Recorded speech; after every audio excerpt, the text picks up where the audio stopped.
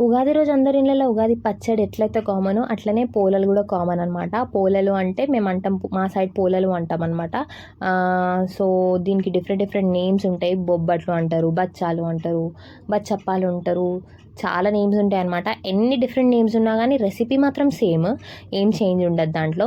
So శనగపప్పును ఒక 1 hour నానబెట్టేసుకొని కుక్కర్లో మెత్తగా ఉడకబెట్టుకున్నాక బెల్లం దంచేసుకొని మెత్త దాంట్లో కరగబెట్టేసుకోవాలి.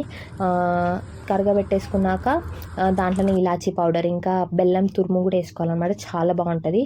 సో మనం గోధుమ పిండి అయినా మైదా పిండి అయినా పిండి లెక్క తడుపుకొని దాంట్లో స్టఫ్ చేసి చపాతీ లెక్క ఒత్తుకోవాలన్నమాట.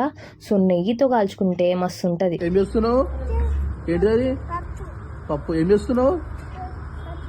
చేస్తున్నావా? Okay, good good. మధ్యలో మాకు షణ్మిత కూడా వచ్చి హెల్ప్ చేసింది. సో మీకు ఈ వీడియో నచ్చితే